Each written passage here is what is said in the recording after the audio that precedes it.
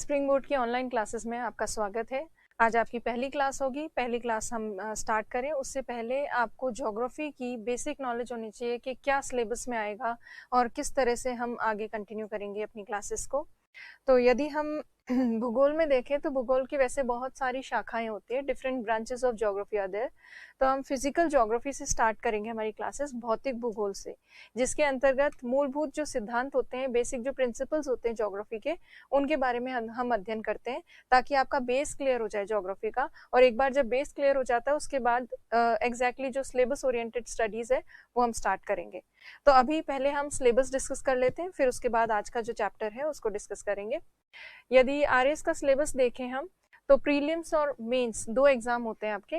Prelims में objective paper आता है, वस्तुनिष्ठ प्रश्न पत्र होता है, और मेंस में जो है आपको डिटेल क्वेश्चन पेपर दिया जाता है, रिटन एग्जाम होता है। मेंस में आपके 3 तरह के क्वेश्चंस आते हैं, 2 नंबर के, 5 नंबर के और 10 नंबर के। 2 नंबर का जो प्रश्न होता है उसमें आपको 15 से 20 शब्द लिखने होते हैं, 15 to 20 वर्ड्स। 5 मार्क्स का जो क्वेश्चन होता है उसमें आपको 50 वर्ड्स लिखने होते हैं। 10 मार्क्स का जो क्वेश्चन होता है उसमें आपको 100 वर्ड्स लिखने होते हैं। वर्ड्स गिने नहीं जाते, आपको स्पेस दिया जाता है, उस लिमिटेड स्पेस में आपको लिखना होता है। खैर, अभी प्री के सिलेबस को सबसे पहले डिस्कस करते हैं। तो प्री के सिलेबस में आपके 3 पार्ट्स हैं, एक तो वर्ल्ड ज्योग्राफी, एक इंडियन ज्योग्राफी और राजस्थान ज्योग्राफी। विश्व का भूगोल, भारत का भूगोल और राजस्थान का भूगोल। सबसे पहले विश्व का भूगोल जो है, इसमें क्या क्या चीजें, तो विश्व की जो प्रमुख भौतिक विशेषताएं हैं विश्व में, वो सब आपके इसमें प्री के सिलेबस में। तो एक तरह से देखा जाए तो सिलेबस है बहुत छोटा, पर इस प्रमुख भौतिक विशेषता में बहुत सारी चीजें ऐड हो जाती है। विश्व के जितने भी महाद्वीप हैं उन सब में पाए जाने वाले प्रमुख पर्वत, पठार, नदियां, रिवर्स, लेक्स, एवरीथिंग। तो ये एक ब्रॉड सिलेबस का आउटलाइन है। इसके अंतर्गत बहुत सारी चीजें हमें पढ़नी होगी, जैसे कि माउंटेन्स, प्लेन्स और हाईएस्ट जो पीक्स हैं डिफरेंट कॉन्टिनेंट्स की, वो सब हम स्टडी करेंगे। उसके बाद अलावा दूसरा जो पॉइंट इसमें वर्ल्ड ज्योग्राफी में ऐड किया गया है वो है environmental and ecological issues. So basic जो एनवायरमेंटल इश्यूज करंट में चल रहे हैं उनके बारे में आपको जानकारी होनी चाहिए, जैसे पेरिस समझौता, क्योटो प्रोटोकॉल क्या है, मॉन्ट्रियल क्या है, थोड़ा बहुत बेसिक इन सब के बारे में जानकारी।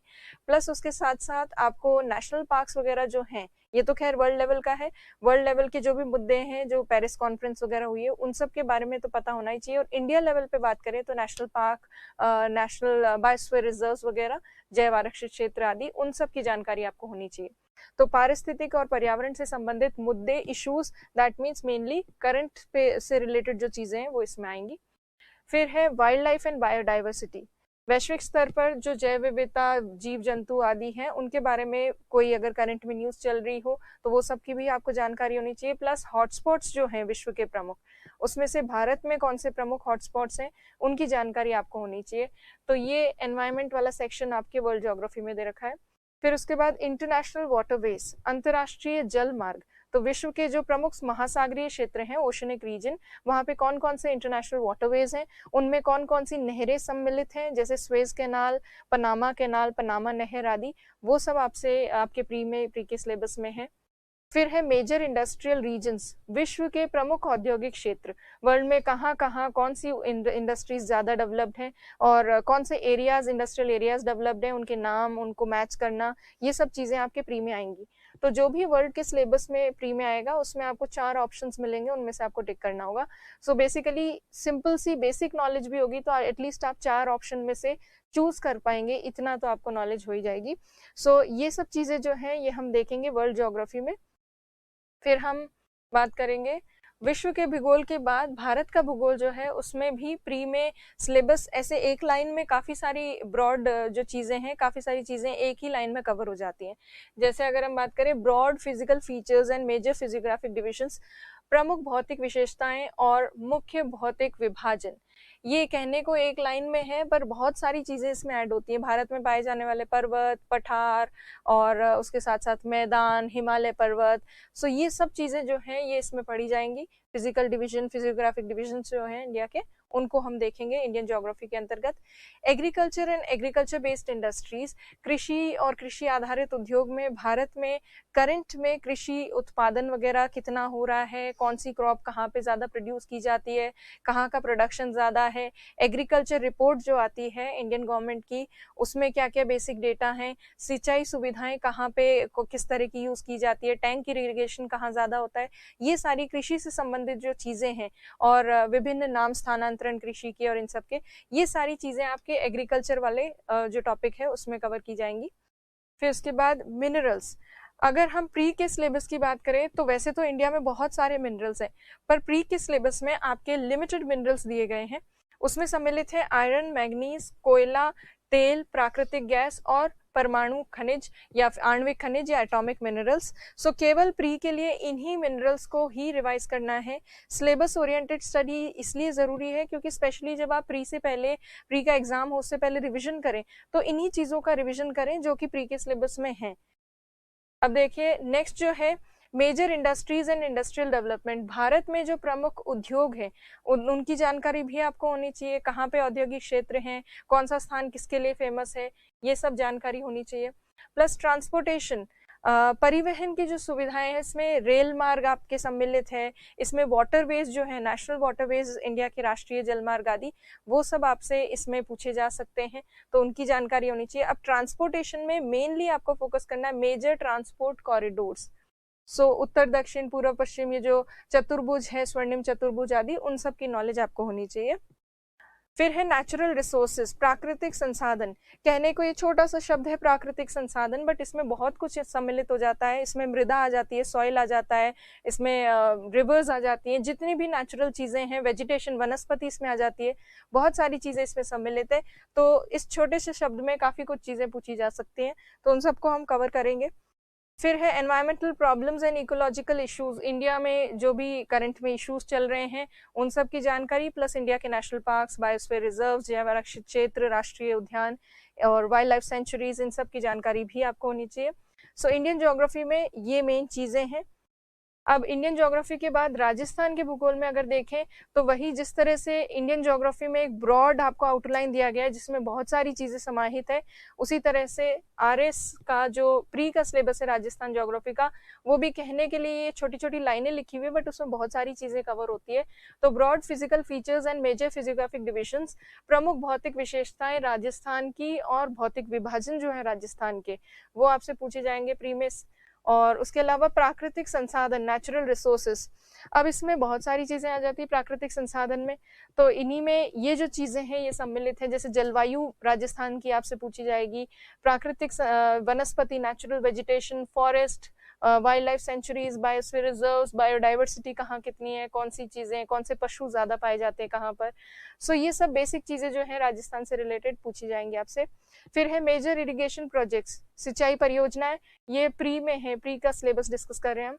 खान एवं खनिज संपदाएं, जो मिनरल्स आदि हैं, माइंस एंड मिनरल्स, राजस्थान के तो आपसे ऑलमोस्ट सब पूछ सकते हैं ये। और इंडियन ज्योग्राफी के बेसिकली आपके जो मैंने अभी बताए थे लिमिटेड मिनरल्स ही थे। पॉपुलेशन, जनसंख्या वाला जो है वो आपका टॉपिक राजस्थान ज्योग्राफी में प्री में है, और इंडियन ज्योग्राफी में पॉपुलेशन का टॉपिक मेंस में दिया गया है। तो कुल मिला के सिलेबस को अगर आप ओवरऑल देखें तो आप प्री और मेंस को बिल्कुल सेपरेट नहीं कर सकते, दोनों की स्टडी एक साथ ही चलती है, क्योंकि प्री का सिलेबस है कहने को एक एक दो दो लाइन का, पर वो अगर हम पूरा उसको विश्लेषण करते हैं तो उसमें बहुत सारी चीजें ऐड हो जाती है, ऑलमोस्ट इक्विवेलेंट टू मेंस जो है उसकी जितनी तैयारी करनी चाहिए उतना ही इसमें प्री में भी करनी पड़ती है।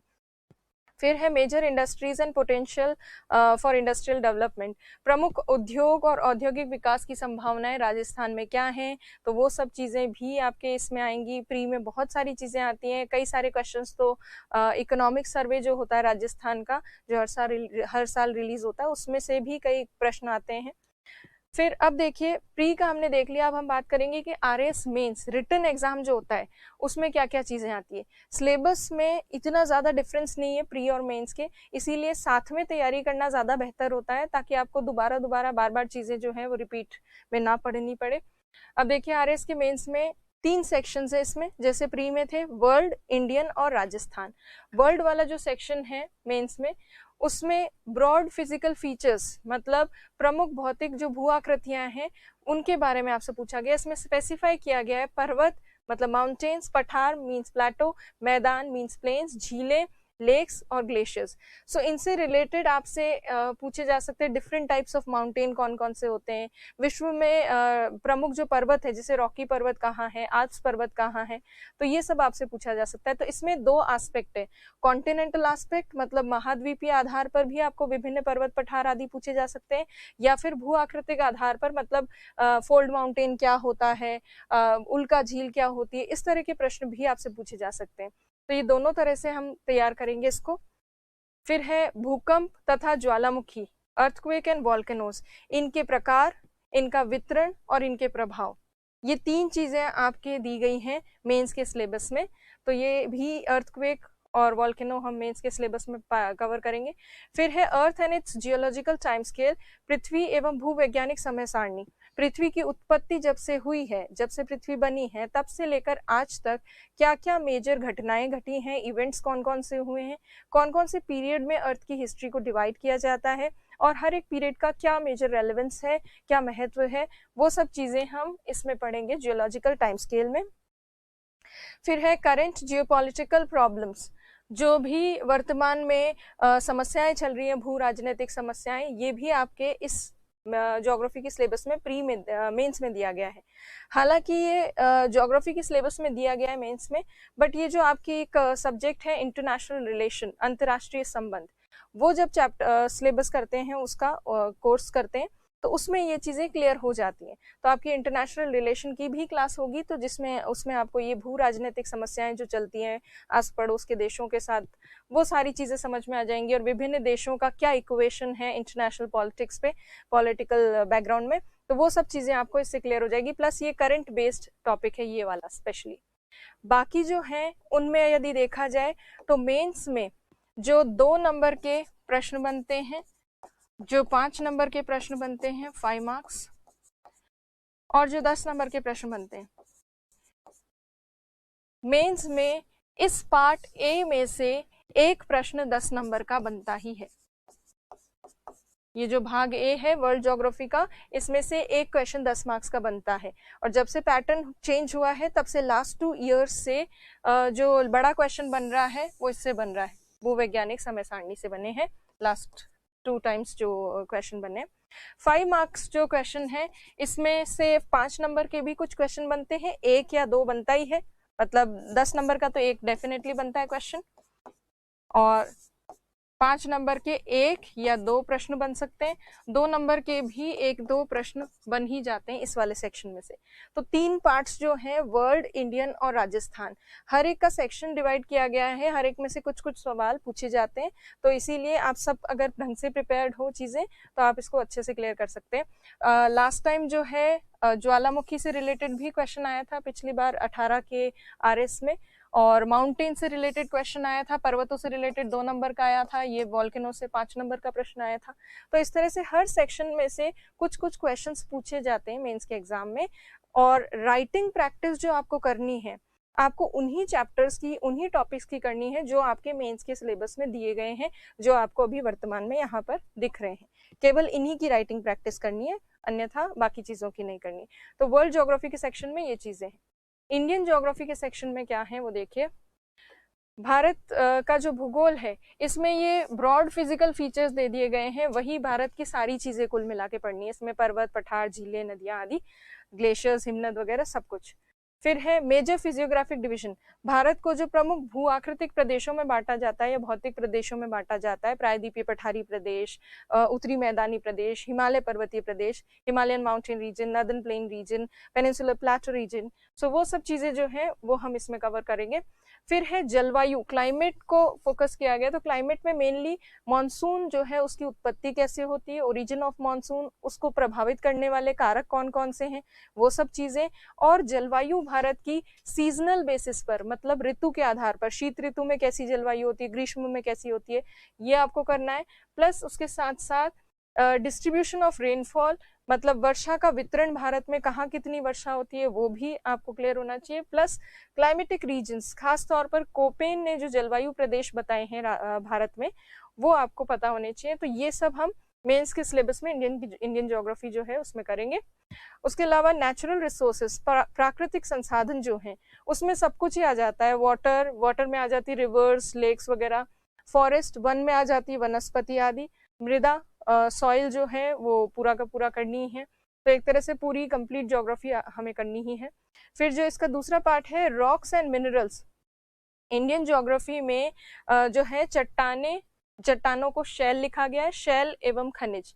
तो भारत में जो विभिन्न शैल क्रम पाए जाते हैं, मतलब डिफरेंट जो रॉक सिस्टम्स हैं, जैसे Cuddapah rock system, Dharwar rock system, वो सब रॉक सिस्टम हम करेंगे मेंस के सिलेबस के अंडर।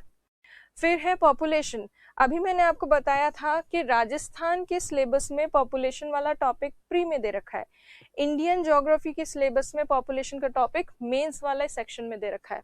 तो पॉपुलेशन जो है मेंस में, उसमें ग्रोथ, जनसंख्या की वृद्धि, जनसंख्या का वितरण, घनत्व, सेक्स रेशो, लिंगानुपात, लिटरेसी, अर्बन एंड रूरल, इसमें साक्षरता, नगरीय और ग्रामीण जनसंख्या जो है, केवल इन्हीं पॉइंट पे फोकस करना है जो सिलेबस में लिखे हैं। इधर उधर का एक्स्ट्रा रीड आउट नहीं करना, क्योंकि अपने आप में आरएस का सिलेबस भी खुद इतना वास्ट है कि उसको भी कवर कर ले तो बहुत बड़ी बात होती है। तो इधर उधर दूसरी चीजें एक्स्ट्रा तो करनी नहीं है, यही मेन सिलेबस पे फोकस करते हुए हम स्टडी करेंगे। फिर उसके अलावा आप देखिए राजस्थान का जो भूगोल है, राजस्थान ज्योग्राफी, उसमें क्या क्या चीजें मेंस के सिलेबस में है, वही ब्रॉड सा सिलेबस जिसमें सारी चीजें एक समाहित हो ही जाती हैं एक तरह से। तो पर्वत, पठार, मैदान, सब कुछ राजस्थान का। फिर उसके अलावा भू आकृतिक प्रदेश राजस्थान के, तो देखिए ये आपको प्री में भी करना था, यहाँ पे भी करना है, तो इट्स बेटर कि दोनों की तैयारी साथ में करें ताकि दोनों ही कवर हो जाए, प्री और मेंस। फिर है नेचुरल वेजिटेशन, प्राकृतिक वनस्पति और जलवायु राजस्थान की, पशुपालन और वाइल्ड लाइफ जो है, और कंजर्वेशन, रिजर्व्स वगैरह जो भी है, नेशनल पार्क्स और रिजर्व्स, वो सब राजस्थान के। फिर है कृषि, कृषि से संबंधित प्रश्न जो है, कृषि की प्रमुख फसलें कौन सी हैं और किस फसल को कितना तापमान चाहिए होता है, कितना वर्षा की आवश्यकता है, कहाँ उत्पादन ज्यादा होता है, ये सब चीजें, प्रोडक्शन आदि। फिर मिनरल रिसोर्सेस, खनिज संसाधन, इसमें धात्विक खनिजों का प्रकार, वितरण और इंडस्ट्रियल यूज, मतलब औद्योगिक रूप में किस प्रकार से वो यूज किए जाते हैं, और ये सब चीजें आपके इसमें है। फिर है non metallic minerals, non metallic minerals में टाइप्स डिस्ट्रीब्यूशन वही जो मेटालिक मिनरल्स में था, धात्विक खनिज में। और ऊर्जा खनिज भी है आपके, वो भी दोनों तरह के, कन्वेंशनल एंड नॉन कन्वेंशनल, परंपरागत एवं गैर परंपरागत ऊर्जा के स्रोत। तो जिस तरह से मैंने बताया था वर्ल्ड ज्योग्राफी के सेक्शन में से एक लॉन्ग आंसर बनता ही है, वैसे इंडियन ज्योग्राफी के सेक्शन में से भी एक लॉन्ग आंसर बनता है, और एक लॉन्ग आंसर बनता है राजस्थान ज्योग्राफी के सेक्शन में। 5-5 नंबर के प्रश्न भी हर एक पार्ट से पूछे जाते हैं, इंडियन, वर्ल्ड और राजस्थान ज्योग्राफी के डिफरेंट सेक्शन से। आप चाहें तो आरपीएससी की वेबसाइट पर लास्ट ईयर के क्वेश्चन पेपर्स आप देख सकते हैं। आपको ये सिलेबस कहाँ मिलेगा? आरपीएससी की वेबसाइट पे, जो भी लेटेस्ट सिलेबस अवेलेबल हो। आई थिंक 2018 का आरपीएससी का आरएस का जो सिलेबस है वो अवेलेबल होगा अभी साइट पे, तो वो आप देख सकते हो। अच्छा, उसके अलावा जनसंख्या और जनजातियां जो है, राजस्थान में जनसंख्या वाला टॉपिक प्री में भी था, मेंस में भी था, और इंडियन ज्योग्राफी में प्री में नहीं है, केवल मेंस में है जनसंख्या वाला टॉपिक।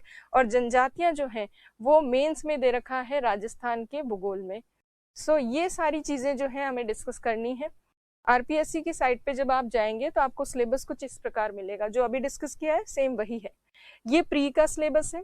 प्री के सिलेबस में ये विश्व और भारत का भूगोल का सेक्शन है, वर्ल्ड एंड इंडियन ज्योग्राफी, और ये राजस्थान भूगोल का सेक्शन है, world, Indian geography and this is Rajasthan geography. इसी तरह से मेंस के सिलेबस में भी, ये मेंस का सिलेबस है। मेंस के सिलेबस में वही 3 सेक्शन, ये तो है वर्ल्ड वाला सेक्शन, ये है भारत का भूगोल, और ये है राजस्थान का भूगोल। तो ये वर्ल्ड ज्योग्राफी में जो मेंस में है, हर एक में से एक लॉन्ग आंसर हर सेक्शन में से आता है 10 नंबर का, और सब में से 2-2 1-1 जो है 5 नंबर के और 2 नंबर के प्रश्न भी बनते हैं। तो हर एक सेक्शन, हर एक पार्ट आपके लिए इम्पोर्टेंट है। अब जो है आज से हम क्या शुरू करेंगे, तो आज से हम जो है बेसिक जो भौतिक भूगोल होती है, फिजिकल ज्योग्राफी। फिजिकल ज्योग्राफी आपके सिलेबस में वैसे तो कहीं नहीं लिखा हुआ, पर यदि आप देखेंगे ज्वालामुखी और भूकंप, वॉल्केनो और अर्थक्वेक, वो फिजिकल ज्योग्राफी का ही पार्ट है। उसके अलावा यदि आप देखें मॉनसून, जलवायु बनती कैसे है, वो समझने के लिए आपको दाब पेटियां आनी तो चाहिए, तो इसलिए दाब पेटियां आदि जो बेसिक नॉलेज है उसकी वो हम फिजिकल ज्योग्राफी के अंतर्गत देखेंगे। तो ये जो सिलेबस है इसको समझने के लिए भौतिक भूगोल का बेसिक्स आपको आनी चाहिए, फिजिकल ज्योग्राफी के बेसिक्स आपको आने चाहिए। तो आज से जो हम क्लास शुरू करेंगे, हम फिजिकल ज्योग्राफी स्टार्ट करेंगे, और फिजिकल ज्योग्राफी का जो सेक्शन हम स्टार्ट कर रहे हैं वो एज सच सिलेबस में कहीं डायरेक्टली मेंशन्ड नहीं है, उसकी राइटिंग प्रैक्टिस आपको नहीं करनी है, उसको सिर्फ बेसिक आपको समझना है ताकि आपके कॉन्सेप्ट्स जो हैं वो स्ट्रांग हो सके, और आगे जो ज्योग्राफी का इतना सारा सेक्शन है वो आपको इजीली समझ में आ जाए और स्मूथली आप कर पाए। तो होपफुली आपको क्लियर हुआ होगा कि किस डायरेक्शन में हम जा रहे हैं, क्या क्या हम कर रहे हैं।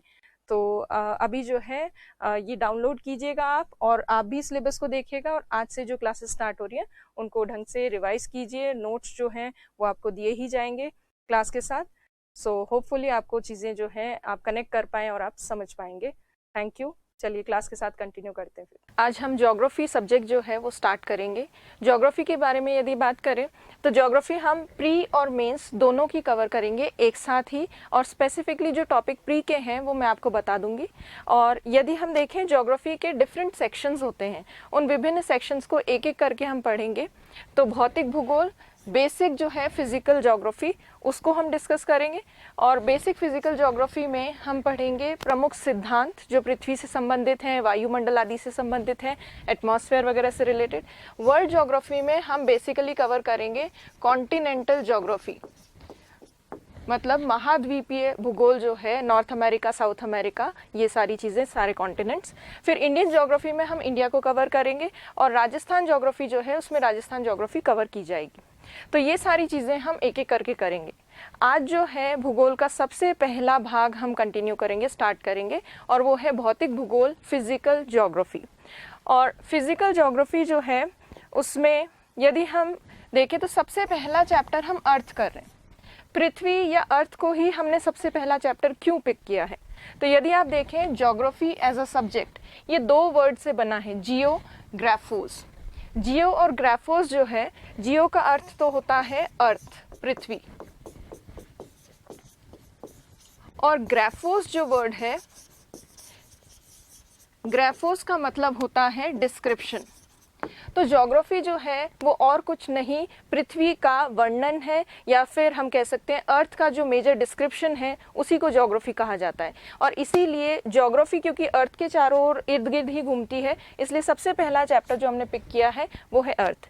अब इस चैप्टर में हम क्या क्या चीज़ें देखेंगे वो देखेंगे अभी। उससे पहले हम अर्थ में क्या क्या पढ़ेंगे ज्योग्राफी के, फिजिकल ज्योग्राफी के कॉन्सेप्ट्स में।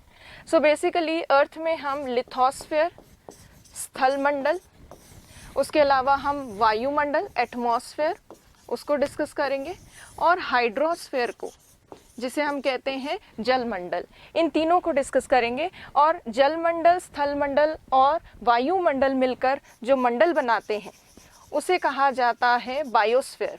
सो हम लिथोस्फीयर, एटमॉस्फेयर, हाइड्रोस्फीयर और बायोस्फीयर, इन सबको बेसिक जो इनके कॉन्सेप्ट्स हैं, बेसिक चीज़ें जो हैं उनको डिस्कस करेंगे। तो चलिए सबसे पहले चैप्टर के साथ हम स्टार्ट करते हैं जो कि है अर्थ। अब अर्थ चैप्टर में सबसे पहली चीज़ जो हमें पता होनी चाहिए वो है अर्थ का शेप कैसा है। और इस प्रकार का शेप जो है, अर्थ का जैसा भी शेप है, वो शेप बना किस कारण से है वो देखते हैं। देखिए, हम हमेशा कल्पना करते हैं कि पृथ्वी इस तरह से एग्जैक्ट एक गोल, गेंद के जैसी गोल है, ये हमारी कल्पना है। डायग्राम्स भी हम इसी तरह से बनाते हैं और आगे भी ऐसे ही बनाएंगे, बट वास्तविक आकार जो है पृथ्वी का, रियल शेप, वो इस तरह का नहीं है, ये थोड़ा सा डिफरेंट शेप है अर्थ का।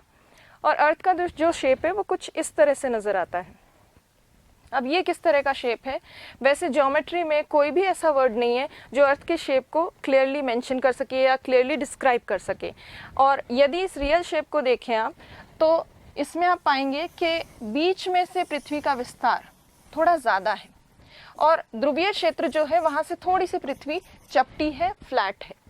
तो इक्वेटोरियल रीजन जो है वहाँ पे अर्थ का एक्सपेंशन ज़्यादा है, और ये है पोलर रीजन, यहाँ पे अर्थ जो है वो थोड़ी सी फ्लैटेंड है। अब इस तरह का शेप जो है ये अर्थ का क्यों है, किस कारण से है? अब आगे कुछ और चीज़ें डिस्कस करें उससे पहले आपको इक्वेटर लाइन तो पता होगी, इक्वेटर के बारे में जानकारी होगी। इक्वेटर एक ऐसी काल्पनिक रेखा है, ऐसी इमेजिनरी लाइन है जो अर्थ को दो इक्वल पार्ट्स में डिवाइड करती है। नर्दर्न पार्ट जो है वो कहलाता है नर्दर्न हेमिस्फीयर, उत्तरी गोलार्ध, और सदर्न पार्ट जो है ये कहलाता है दक्षिणी गोलार्ध, सदर्न हेमिस्फीयर। और यहाँ पर स्थित है नॉर्थ पोल, और यहाँ स्थित है साउथ पोल। तो ये बेसिक जानकारी आपको होनी चाहिए। अब जो पृथ्वी का आकार है जो किस तरह का है, विषुवत रेखीय क्षेत्र में इक्वेटोरियल रीजन में थोड़ा एक्सपेंडेड है और पोलर रीजन में थोड़ा फ्लैटेंड है। ऐसा शेप पृथ्वी का क्यों है? उसके पीछे एक प्रमुख कारण है सेंट्रीफ्यूगल फोर्स।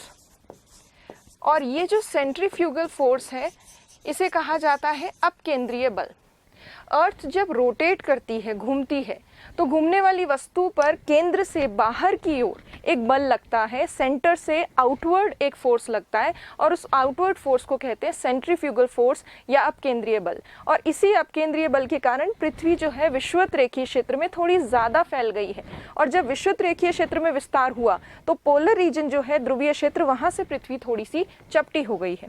अब ये किस तरह से हुआ है इसको अभी देखते हैं।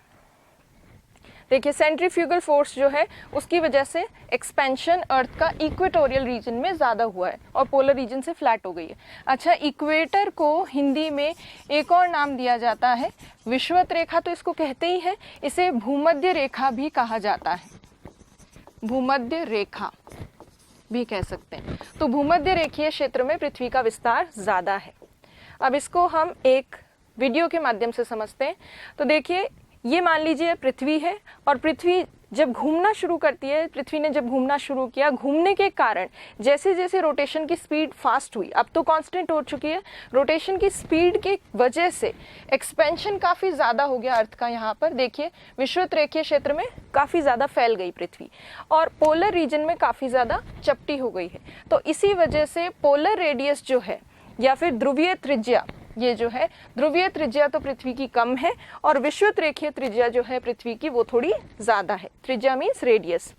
अब इस तरह का जो शेप है अर्थ का, वो अगर हम देखें तो ये अगर अर्थ है, इसमें यदि हम रेडियस देखें, इक्वेटोरियल रेडियस, सेंटर से इक्वेटोरियल रीजन का डिस्टेंस ज़्यादा है, इक्वेटोरियल रेडियस ज़्यादा है, पोलर रेडियस कम है। और ये शेप कुछ इस तरह का है, slightly expanded from equatorial region and flattened from the polar region. और जो पोल पे फ्लैटनिंग हो रही है इसे कहते हैं ऑब्लेट, या फिर ध्रुवीय क्षेत्रों से चपटे होने को कहा जाता है ऑब्लेट इंग्लिश में। और ये जो विषुवत रेखीय क्षेत्र में जो एक्सपेंशन हुआ है, विस्तार हुआ है, इसे कहते हैं इक्वेटोरियल बल्ज। सो ये दो चीज़ें हैं। अब इस तरह का जो आकार होता है, ज्योमेट्री में कोई भी ऐसा शेप नहीं है जो क्लियरली इस तरह के शेप को डिफाइन कर सके, इसीलिए एक नया नाम चुना गया है पृथ्वी के आकार को स्पष्ट रूप से बताने के लिए। और वो नया नाम जो है वो है जियोइड, या फिर इसको हम कह सकते हैं भूआब। तो देखिए, पृथ्वी का वास्तविक आकार जो है वो है जियोइड, जिसे हिंदी में हम भूआब कह सकते हैं। और ये भूआब किस तरह का है? ये लगभग एक स्फेरॉइड के जैसा दिखता है या इलिप्सॉइड के जैसा दिखता है, जो ऊपर से थोड़ा फ्लैट है। इसीलिए इसमें इंग्लिश में इसका जो मीनिंग है वो ये हो सकता है कि ऑब्लेट स्फेरॉइड है ये, या फिर इलिप्सॉइड है। या फिर हिंदी में अगर कहें तो ध्रुवीय क्षेत्र जो है वहाँ पे थोड़ा चपटा होने के कारण इसे लघु अक्ष भी कहा जाता है, लघु अक्ष, गोलाब। और गोलाब इसलिए क्योंकि गोल जो है एग्जैक्ट गोल तो नहीं है, गोल की जैसी है पृथ्वी, पर वास्तविक आकार के लिए जो टर्म यूज किया जाता है शब्द, वो शब्द क्या है? भूआब। तो कुल मिलाकर पृथ्वी का आकार कैसा है? भूआब है या फिर जियोइड है। और इस शेप का मतलब होता है अर्थ लाइक शेप, पृथ्वी के जैसा आकार, जो ध्रुवीय क्षेत्रों में थोड़ा चपटा और विषुवत रेखीय क्षेत्रों में थोड़ा विस्तृत है, एक्सपेंडेड है। अब इस एक्सपेंशन वगैरह की वजह से हुआ क्या है कि अर्थ के सेंटर से अगर हम इक्वेटोरियल रीजन को देखें, यहाँ पे मान लीजिए एक व्यक्ति खड़ा है, हम पृथ्वी के अंदर तो है नहीं, हम तो पृथ्वी की सतह पर है। यदि मान लीजिए कोई व्यक्ति विषुवत रेखीय क्षेत्र की सतह पर, सरफेस पर अर्थ पे खड़ा है, तो उसका अर्थ के सेंटर से डिस्टेंस सबसे ज़्यादा होगा, क्योंकि इक्वेटोरियल रेडियस, विषुवत रेखीय त्रिज्या काफ़ी ज़्यादा है। और ध्रुवीय त्रिज्या की अगर बात करें, पोलर रेडियस, मान लीजिए एक व्यक्ति यहाँ बैठा है, यहाँ खड़ा है, तो ये व्यक्ति जो है ये पृथ्वी के केंद्र के ज़्यादा समीप है तुलनात्मक रूप से इस व्यक्ति की तुलना में। सो कंपैरेटिवली जो भी पर्सन या जो भी सतह, जो भी सरफेस अर्थ के सेंटर से ज़्यादा दूर है, वहाँ पर ग्रेविटेशनल फोर्स कम लगता है। गुरुत्वाकर्षण बल जो है वो पृथ्वी के केंद्र से लग रहा है। केंद्र से दूरी अगर किसी क्षेत्र की ज़्यादा होगी तो वहाँ पे ग्रेविटेशनल फोर्स थोड़ा कम लगेगा। तो अर्थ की अगर हम ओवरऑल स्थिति देखें तो इक्वेटोरियल रेडियस पोलर रेडियस से ज़्यादा है। इसी वजह से ग्रेविटेशनल फोर्स जो है, गुरुत्वाकर्षण बल, वो सबसे कम लगता है इक्वेटोरियल रीजन में, विषुवत रेखीय क्षेत्रों में, और सबसे ज़्यादा ग्रेविटेशनल फोर्स लगता है पोलर रीजन में, ध्रुवीय क्षेत्रों में। अब इस ग्रेविटेशनल फोर्स की नॉलेज से हमें क्या जानकारी मिलेगी, या हम क्यों जानकारी रखें इसके बारे में? वो इसलिए क्योंकि यदि आपने सुना होगा रॉकेट लॉन्च जो होते हैं विश्व में, जहाँ पे भी रॉकेट प्रक्षेपण केंद्र स्थापित किए गए हैं, वो ज़्यादातर विषुवत रेखा के आसपास स्थापित किए जाते हैं, इक्वेटोरियल रीजन के आसपास, इस वजह से क्योंकि विषुवत रेखीय क्षेत्र में ग्रेविटेशनल फोर्स कम लग रहा है। अगर गुरुत्वाकर्षण बल कम लगेगा तो रॉकेट को बाहर की ओर जाने में ज़्यादा समस्या नहीं होगी। इसीलिए जो रॉकेट लॉन्चिंग सेंटर्स होते हैं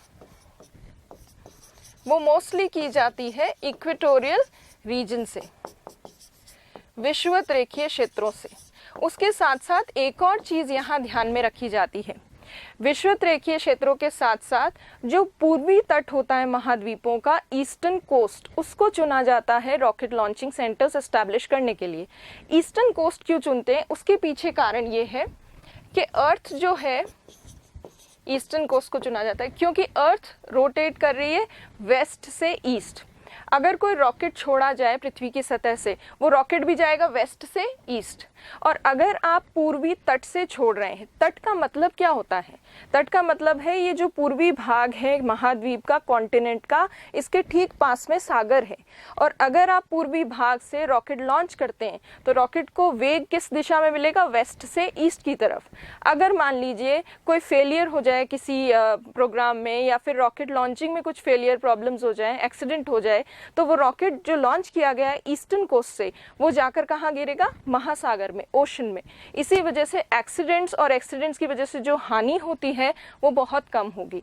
इसीलिए रॉकेट लॉन्चिंग के लिए जो अनुकूल परिस्थितियां या अनुकूल क्षेत्र जो चुने जाते हैं वो या तो इक्वेटर के आसपास, अब देखिए हर एक महाद्वीप द्वीप या हर एक कॉन्टिनेंट जो है उससे तो इक्वेटर गुजरता नहीं है, इसीलिए हर एक कॉन्टिनेंट कोशिश करता है कि जितना इक्वेटर के पास स्थापित हो सके उतना ज़्यादा पास वो रॉकेट लॉन्चिंग सेंटर को स्थापित करे।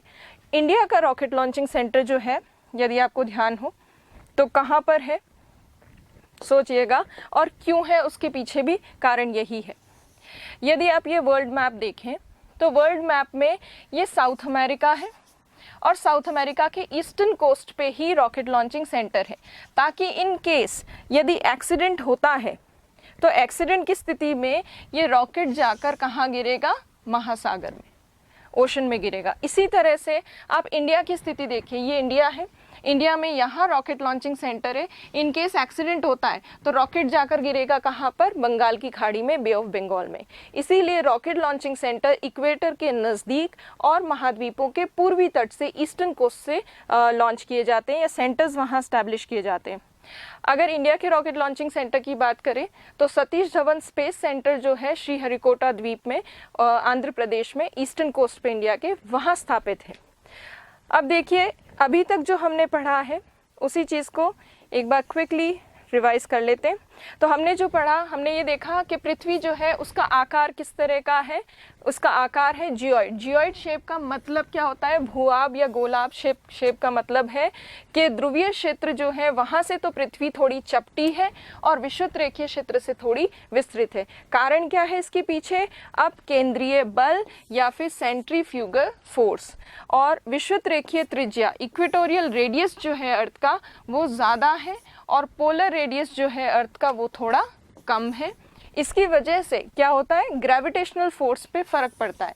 ग्रेविटेशनल फोर्स सबसे कम कहाँ है? इक्वेटोरियल रीजन में। सबसे ज़्यादा कहाँ है? पोलर रीजन में। और इसी ज्ञान के आधार पर रॉकेट लॉन्चिंग सेंटर स्थापित किए जाते हैं इक्वेटर के आसपास, कॉन्टिनेंट्स के ईस्टर्न कोस्ट पे।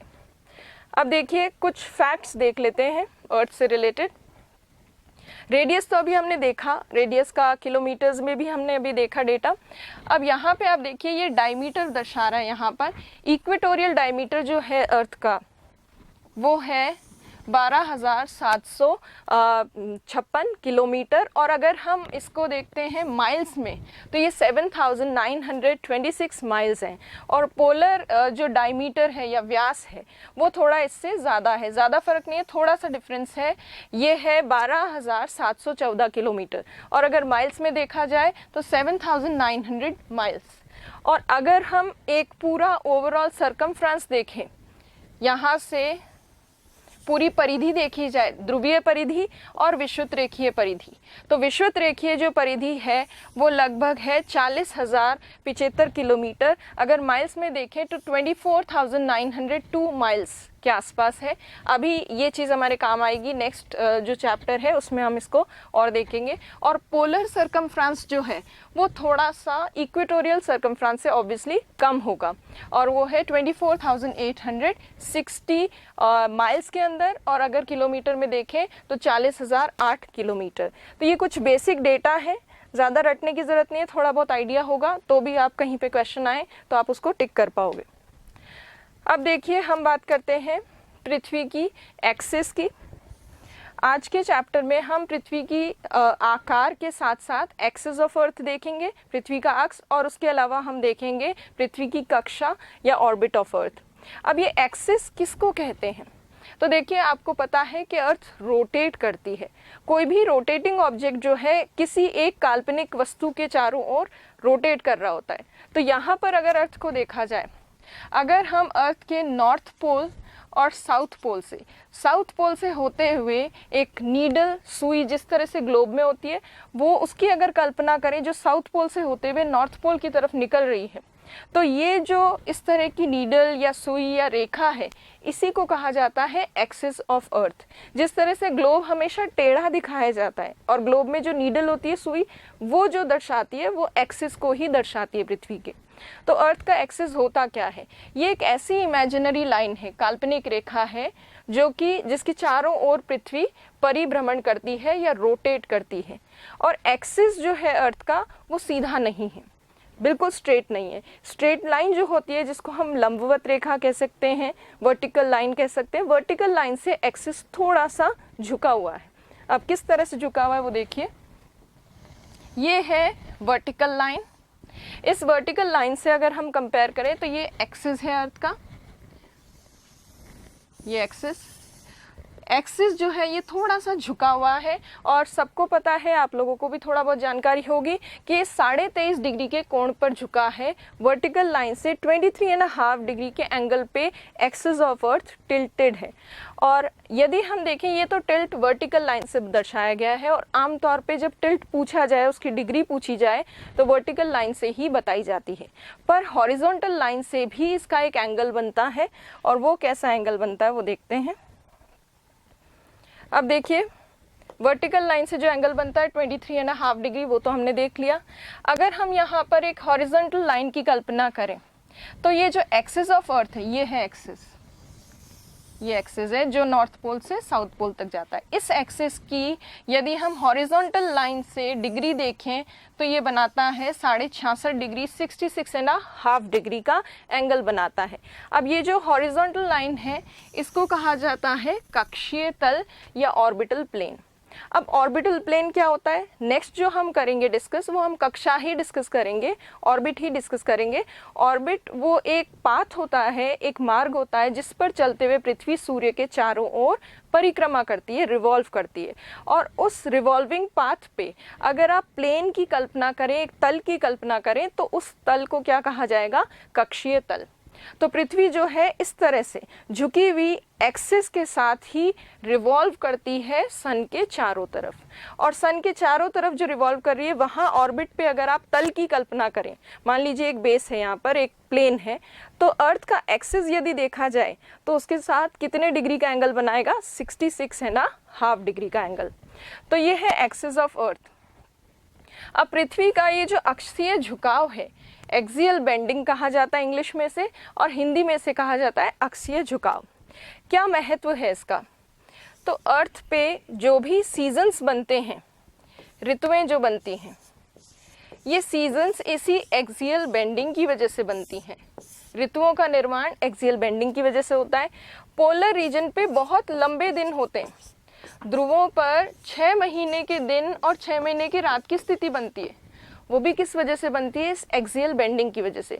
सो बहुत सारे प्रभाव हैं इस अक्षीय झुकाव के। जैसे जैसे हम आगे चैप्टर कंटिन्यू करेंगे और भी चीज़ें पढ़ेंगे तो ये चीज़ें आपको क्लियर हो जाएंगी कि क्या प्रभाव है।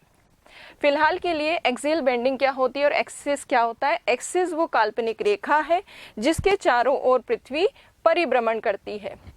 Axis is that imaginary line around which Earth seems to be rotating और 23.5 डिग्री का एंगल बनाता है ये वर्टिकल लाइन से। और अगर ऑर्बिटल प्लेन से या फिर कक्षीय तल से यदि देखें तो ये 66.5 डिग्री का कोण बनाता है और इस झुकाव को कहा जाता है अक्षीय झुकाव या एक्सियल बेंडिंग। अब हम पृथ्वी का शेप कर चुके हैं, आकार जो कि गोलाब या भूआब या जियोइड है। हम पृथ्वी की एक्सिस कर चुके हैं या एक्सियल बेंडिंग भी हम देख चुके हैं। अब हम बात करेंगे पृथ्वी की कक्षा की, ऑर्बिट ऑफ अर्थ की। अब ऑर्बिट ऑफ अर्थ क्या होता है। ऑर्बिट ऑफ अर्थ जो है, देखिए अर्थ जो है दो तरह के मोशन करती है, दो तरह की गतियां करती हैं। एक तो अपने ही एक्सिस पे गोल गोल घूमती है जिसको हम कहते हैं रोटेशन या परिभ्रमण या घूर्णन, और दूसरा मोशन जो अर्थ करती है वो है सन के चारों तरफ। सूर्य के चारों तरफ जब पृथ्वी घूमती है उसको कहते हैं परिक्रमण या रिवॉल्यूशन। रिवॉल्यूशन करते वक्त हर साल पृथ्वी एक ही फिक्स्ड पाथ के ऊपर, एक ही निश्चित मार्ग के ऊपर चलते हुए सूर्य की परिक्रमा करती है, और यही निश्चित मार्ग, यही फिक्स्ड पाथ क्या कहलाता है, पृथ्वी की कक्षा कहलाता है या ऑर्बिट ऑफ अर्थ कहलाता है। अब किस तरह का शेप है ऑर्बिट ऑफ अर्थ का, तो यदि हम देखें ऑर्बिट ऑफ अर्थ इलिप्टिकल है शेप में, या हम इसको कह सकते हैं दीर्घ वृत्ताकार है। वृत्त तो बिल्कुल गोल होता है, ये थोड़ा सा एक्सपैंडेड वृत्त है, सो इसे इलिप्टिकल शेप कहा जाता है। कहीं पे भी अगर ज्योमेट्री में आपने देखा हो एक इलिप्स जो होता है या इलिप्टिकल शेप जो होता है उसमें सेंटर के अलावा दो फोकस होते हैं, और ये जो दो फोकस हैं इनमें से एक फोकस पे सन है, सूर्य स्थित है, और दूसरा फोकस जो है वो एम्प्टी है। तो यदि हम देखें पृथ्वी की ये जो इलिप्टिकल ऑर्बिट है या दीर्घवृत्ताकार जो कक्षा है, इसमें सूर्य यदि इस फोकस पे स्थित है, यहाँ पे सन है सपोज, और सन के यहाँ होने पर पृथ्वी चारों ओर घूम रही है ऑर्बिट पे चलते हुए, और अगर मान लीजिए पृथ्वी ऑर्बिट पे यहाँ पर है तो सूर्य और पृथ्वी के बीच में दूरी सबसे ज़्यादा कम होगी, मिनिमम डिस्टेंस जो है सन और अर्थ के बीच में होगा। और अगर मान लीजिए पृथ्वी यहाँ पर है तो पृथ्वी और सूर्य के बीच में डिस्टेंस मैक्सिमम होगा। तो इलिप्स की जो है यही खास बात है कि सन जो है इस इलिप्स के या इस दीर्घवृत्त के बिल्कुल सेंटर में लोकेटेड नहीं है, वो एक फोकस पे लोकेटेड है, और इसी वजह से सूर्य और पृथ्वी के बीच में दूरी बदलती रहती है। कभी पृथ्वी और सूर्य नज़दीक आ जाते हैं, कभी सूर्य और पृथ्वी बहुत दूर चले जाते हैं, और ये जो नज़दीक जाने वाली और दूर जाने वाली स्थिति है इनके एक विशेष नाम है, उनको अभी डिस्कस करते हैं। अब देखिए अभी जो मैंने आपको इलिप्स बताया था, दो फोकस होते हैं, उसमें से प्रिंसिपल फोकस पे या उनके एक फोकस पे, इलिप्स के एक फोकस पे सन है। इसका मतलब कुल मिला के सन सेंटर में नहीं है, इसीलिए सन और अर्थ के बीच में डिस्टेंस वेरी करता है, बहुत ज़्यादा चेंजेस आते हैं। कभी सन और अर्थ बहुत नज़दीक होते हैं, कभी सन और अर्थ बहुत दूर होते हैं। अब ये जो कम ज़्यादा वाला डिस्टेंस है, इसका अगर हम एवरेज निकालें, औसत, तो औसत कितना होता है वो भी डिस्कस करते हैं। उससे पहले अभी तक जो हमने पढ़ा है कक्षा जो है पृथ्वी की, उसकी डेफिनेशन देख लीजिए। तो ये एक स्थायी मार्ग है जिस पर चलते हुए पृथ्वी सूर्य के चारों ओर परिक्रमण करती है, और इसे पृथ्वी की कक्षा कहते हैं। और कक्षा जो है उसका आकार कैसा है, दीर्घवृत्ताकार इलिप्टिकल शेप। इसकी वजह से दूरी बदलती रहती है, किसके बीच में, सूर्य और पृथ्वी के बीच में, सन और अर्थ के बीच में distance keeps changing, and because of this changing distance many things happen, और इन्हीं चीज़ों को हम डिस्कस करेंगे अभी। अब यदि आप देखें ये सन है, और सन और अर्थ के बीच में जब सबसे कम दूरी होती है तो वो मिनिमम डिस्टेंस जो है वो कितना है। अगर हम इसको मिलियन में देखें तो ये 147 मिलियन किलोमीटर का डिस्टेंस होता है, जो कि मिनिमम डिस्टेंस है अर्थ और सन के बीच में। और अगर हम इसको करोड़ में देखें तो इसको 10 से डिवाइड कर देंगे। करोड़ में देखा जाए तो 14.7 करोड़ किलोमीटर की दूरी होती है। ये जो सबसे कम दूरी है पृथ्वी और सूर्य के बीच में। और जब सबसे कम दूरी होती है उस अवस्था को, उस कंडीशन को कहते हैं उपसौर या पेरीहीलियन कंडीशन कहा जाता है। कब होती है ये पेरीहीलियन की कंडीशन? ये होती है 3 जनवरी को, 3 जनवरी को। और जब सूर्य और पृथ्वी के बीच में सबसे ज़्यादा डिस्टेंस होता है तो वो सबसे ज़्यादा दूरी कितनी होती है? 152 मिलियन किलोमीटर की। और अगर करोड़ में देखेंगे तो 10 से डिवाइड कर देंगे इसको, 15.2 करोड़ किलोमीटर का डिस्टेंस मैक्सिमम होता है। और ये जब होता है तो इस स्थिति को, इस कंडीशन को कहा जाता है अपसौर, या फिर इसको कहते हैं एपीहीलियन। और ये कब होता है? 4 जुलाई को। अब सन और अर्थ के बीच में डिस्टेंस वेरी करता है। पेरीहीलियन कंडीशन में शॉर्टेस्ट डिस्टेंस होता है, मिनिमम डिस्टेंस, और एपीहीलियन कंडीशन में या एपहीलियन कंडीशन में मैक्सिमम डिस्टेंस। उपसौर सबसे कम दूरी, अपसौर सबसे ज़्यादा दूरी। इन सब का अगर हम औसत निकालें, एवरेज, तो लगभग पृथ्वी और सूर्य के बीच में औसत दूरी जो है वो 150 मिलियन किलोमीटर की होती है, या 15 करोड़ किलोमीटर की। ये राउंड फिगर में एवरेज बताया गया है। अदरवाइज यदि देखा जाए तो 14.98 करोड़ किलोमीटर की दूरी होती है, बट इसको 150 मिलियन किलोमीटर ही जनरली राउंड फिगर में कंसिडर किया जाता है। एस्ट्रोनॉमिकल यूनिट जो होती है, एक एस्ट्रोनॉमिकल यूनिट की भी वैल्यू इतनी ही होती है। एक खगोलीय इकाई का मान भी 150 मिलियन किलोमीटर ही होता है, या फिर हम इसको कह सकते हैं 15 करोड़ किलोमीटर ही होता है एक एस्ट्रोनॉमिकल यूनिट का जो वैल्यू है वो। अब ये खगोलीय इकाई या एस्ट्रोनॉमिकल यूनिट होती क्या है? स्पेस में जितने भी एस्ट्रॉइड्स हैं या जितने भी स्पेस में खगोलीय पिंड हैं, उनके बीच में यदि दूरी को मापना हो तो किलोमीटर से मापेंगे तो पता नहीं कितने करोड़ों, अरबों, खरबों किलोमीटर की आवश्यकता पड़ेगी। इसीलिए एक यूनिट जो है वो तय की गई है, जिसे कहते हैं एस्ट्रोनॉमिकल यूनिट या खगोलीय इकाई। और एक खगोलीय इकाई कितनी दूरी को दर्शाती है? 150 मिलियन किलोमीटर की दूरी को, या उसको कह सकते हैं 15 करोड़ किलोमीटर की दूरी को।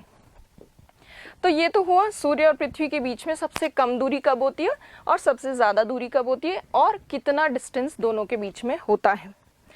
अब इस डिस्टेंस का प्रभाव क्या पड़ता है? तो देखिए, डिस्टेंस का प्रभाव ये होता है कि उपसौर और अपसौर की स्थिति में, जब उपसौर की स्थिति होती है पेरीहीलियन कंडीशन, जब सन और अर्थ के बीच में डिस्टेंस बहुत कम है, उस समय सन की रेडिएशंस या सौर विकिरण जो पृथ्वी पर प्राप्त हो रही है वो थोड़ी सी बढ़ जाती है। कितना बढ़ जाती है? जितनी भी एवरेज सोलर रेडिएशन रिसीव होती है अर्थ पे, उसका 7% थोड़ा ज़्यादा रिसीव होती है।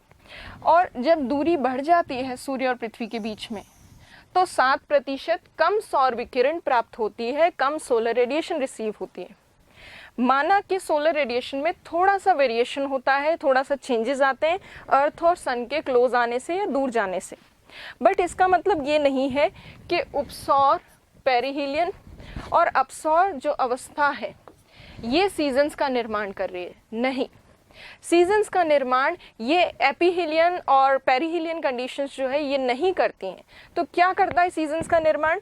मैंने अभी कुछ समय पहले आपको बताया था, सीजन्स का फॉर्मेशन जो है वो मेनली होता है एक्सियल बेंडिंग से, अक्षीय झुकाव से, और अर्थ के रिवॉल्यूशन से। अब रिवॉल्यूशन का इफेक्ट तो हम बाद में देखेंगे, अभी फिलहाल एक्सियल बेंडिंग या अक्षीय झुकाव जो हम ऑलरेडी कर चुके हैं उसको देखते हैं। पृथ्वी मान लीजिए, यदि देखा जाए तो पृथ्वी का एक्सिस टिल्टेड है, झुकी हुई अवस्था में है। पृथ्वी का एक्सिस अगर हम टिल्टेड माने और मान लीजिए इस तरफ सूर्य है, तो पृथ्वी का जो हिस्सा सूर्य की तरफ झुका हुआ है उस हिस्से में होगी ग्रीष्म ऋतु, गर्मियाँ, और जो हिस्सा पृथ्वी का सूर्य से दूर है वहाँ होगी सर्दियाँ। यदि देखा जाए पृथ्वी का ऊपर वाला उत्तरी भाग, ये ऊपर वाला उत्तरी भाग क्या कहलाता है? उत्तरी गोलार्ध, और नीचे वाला जो भाग है उसे कहा जाता है दक्षिणी गोलार्ध। तो यदि सूर्य की स्थिति इधर है और यदि पृथ्वी इस तरह से झुकी हुई है, तो कौन सा गोलार्ध झुका हुआ है सूर्य की तरफ, सन की तरफ? नॉर्दर्न हेमिस्फीयर झुका हुआ है। इसीलिए नॉर्दर्न हेमिस्फीयर में क्या स्थिति देखने को मिलेगी, समर की कंडीशन। इस कंडीशन को देखिए, इसमें ये एक्सिस दिख रहा है आपको अर्थ का, एक्सिस में नॉर्थ पोल वाला हिस्सा झुका हुआ है किसकी तरफ, सन की तरफ, और साउथ पोल वाला हिस्सा जो है सन से दूर है, और इसमें ये वाला पूरा भाग ये नॉर्दर्न हेमिस्फीयर है, और नीचे वाला जो पूरा भाग है ये सदर्न हेमिस्फीयर। तो अब आप देख सकते हैं क्योंकि नॉर्दर्न हेमिस्फीयर उत्तरी गोलार्ध सूर्य की तरफ झुका हुआ है, इसीलिए उत्तरी गोलार्ध में क्या है, गर्मियां हैं, ग्रीष्म ऋतु है। किस समय, जुलाई के आसपास, मतलब गर्मी पड़ती है उत्तरी गोलार्ध में। और दक्षिणी गोलार्ध में इस समय किसकी स्थिति है, इस समय क्योंकि ये सूर्य से दूर है इसलिए सदर्न हेमिस्फीयर में विंटर की कंडीशन है। जैसा कि आपको पता है इंडिया जो है वो नॉर्दर्न हेमिस्फीयर में है, उत्तरी गोलार्ध में है, और हमें पता है कि जून जुलाई के आसपास इंडिया में गर्मी ही पड़ रही होती है, तो उसके हिसाब से भी आप रिकॉल कर सकते हैं नॉर्दर्न हेमिस्फीयर में है समर और सदर्न हेमिस्फीयर में विंटर। अब जब अर्थ रिवॉल्व करके परिक्रमा करते हुए सूर्य के इस तरफ आ जाएगी, एक्सियल बेंड जो है झुकाव तो ऐसा का ऐसा रहेगा, मान लीजिए ये झुकाव है पृथ्वी का, इसी तरह से घूमती हुई पृथ्वी जब इस तरफ आ जाएगी सूर्य के, तो आप देखेंगे इस तरफ आने पर स्थिति बिल्कुल बदल जाएगी। यहाँ पर यदि आप देखें ये नॉर्थ पोल है और ये साउथ पोल है, इसमें यदि देखा जाए ये साउथ सदर्न हेमिस्फीयर जो है दक्षिणी गोलार्ध, इसका झुकाव सूर्य की तरफ है, और दूसरी तरफ अगर आप देखें उत्तरी गोलार्ध नॉर्दर्न हेमिस्फीयर, ये उत्तरी गोलार्ध सूर्य से थोड़ा दूर है, इसीलिए उत्तरी गोलार्ध सूर्य से दूर होने के कारण नॉर्दर्न हेमिस्फीयर में विंटर की कंडीशन है, और सदर्न हेमिस्फीयर जो सन की तरफ है या सूर्य की तरफ झुका हुआ है, सूर्य की तरफ है, इसीलिए वहाँ पर सदर्न हेमिस्फीयर में दक्षिणी गोलार्ध में क्या है, समर की कंडीशन है। अब समर और विंटर तो थोड़ा आपको क्लियर हो गया होगा। यदि देखें तो दोनों ही कंडीशंस, अपसौर और उपसौर, पेरिहिलियन और aphelion, both conditions are in favour of the weather conditions of northern hemisphere. उपसौर और अपसौर दोनों ही अवस्थाएं उत्तरी गोलार्ध की मौसम परिस्थितियों के लिए अनुकूल है, उत्तरी गोलार्ध की मौसम परिस्थितियों के लिए अनुकूल है। ऐसा किस वजह से है, अब आप देखिए ऐसा क्यों है। यदि आप देखें जब अपसौर की स्थिति होती है, एपहिलियन की कंडीशन, एपहिलियन की कंडीशन के टाइम पर सोलर रेडिएशंस नॉर्मल से थोड़ा कम रिसीव हो रही हैं, और इस समय नॉर्दर्न हेमिस्फीयर में क्या है, गर्मियां हैं। इसका मतलब गर्मियों के समय 7% कम सौर विकिरण आ रही है, सोलर रेडिएशंस कम रिसीव हो रही है। That means intensity of summer या फिर ग्रीष्म ऋतु की तीव्रता थोड़ी कम हो जाएगी। कहाँ पर कम हो जाएगी, उत्तरी गोलार्ध में कम हो जाएगी, जबकि दक्षिणी गोलार्ध जो है वहाँ सर्दियाँ पड़ रही है, और सर्दियों के समय यदि सौर विकिरण की मात्रा कम हो जाए, सोलर रेडिएशन कम रिसीव हो रही हो, तो उस स्थिति में क्या होगा, इनके यहाँ पर जितनी ठंड पड़नी चाहिए उससे ज़्यादा ठंड पड़ेगी, बहुत कड़ाके की ठंड पड़ेगी। तो यहाँ पर उत्तरी गोलार्ध में गर्मियाँ असहनीय नहीं हो पाएंगी क्योंकि यहाँ पर सोलर रेडिएशन कम रिसीव हो रही है और गर्मियों की स्थिति है उसके बावजूद, जबकि यहाँ पर जो विंटर कंडीशंस हैं वो बहुत ज़्यादा एक्सट्रीम हो जाएंगी क्योंकि एक तो सूर्य से दूर भी है और सोलर रेडिएशंस भी कम रिसीव हो रही हैं। तो ये जो अपसौर की स्थिति है, एपहिलियन की कंडीशन, किसके फेवर में हुई, किसके पक्ष में हुई, उत्तरी गोलार्ध के पक्ष में हुई, क्योंकि उत्तरी गोलार्ध की ग्रीष्म ऋतु की कंडीशंस को या तीव्रता को थोड़ा कम कर दिया है, इंटेंसिटी को कम कर दिया है एपहिलियन कंडीशन में। और अब अगर हम उपसौर की अवस्था देखें, पेरिहिलियन की कंडीशन, इस समय सोलर रेडिएशन थोड़ा ज़्यादा रिसीव हो रही है, ज़्यादा रिसीव हो रही है, और उत्तरी गोलार्ध में क्या है, विंटर्स है। नॉर्दर्न हेमिस्फीयर में जब विंटर की कंडीशन है, शीत ऋतु है, तब सोलर रेडिएशन ज़्यादा रिसीव हो रही है। इसका मतलब उत्तरी गोलार्ध में जितनी ठंड पड़ सकती थी उससे थोड़ी कम पड़ेगी, मतलब सर्दियों की तीव्रता, शीत ऋतु की तीव्रता थोड़ी सी कम हो जाएगी, माइल्ड डाउन हो जाएगी। तो इसीलिए नॉर्दर्न हेमिस्फीयर के ये फेवर में हुआ। जबकि सदर्न हेमिस्फीयर में, दक्षिणी गोलार्ध में आप यदि देखें तो यहाँ पर गर्मियाँ हैं, और गर्मियों के समय वैसे ही इतनी गर्मी पड़ती है और सूर्य के नज़दीक और आ गई पृथ्वी, सोलर रेडिएशन ज़्यादा रिसीव हो रही है, इसका मतलब वहाँ पे ग्रीष्म ऋतु की तीव्रता बहुत बढ़ जाएगी। तो इसीलिए कहा जाता है कि उपसौर और अपसौर पेरहिलियन और एपीहिलियन कंडीशन दोनों ही फेवर में है किसके, उत्तरी गोलार्ध की मौसम परिस्थितियों के, क्योंकि वहाँ पे जो भी सीजन बना हो उसकी इंटेंसिटी को, उसकी तीव्रता को वो कम कर देती। तो ओवरऑल यदि देखा जाए, आज जो अर्थ चैप्टर हमने डिस्कस किया उसमें हमने बेसिक चीज़ें देखी है, शेप ऑफ अर्थ, पृथ्वी का आकार, एक्सिस ऑफ अर्थ, उसके साथ साथ ऑर्बिट ऑफ अर्थ, और ऑर्बिट के कारण ही उपसौर और अपसौर अवस्थाएं हमने यहाँ पर कंसिडर की है।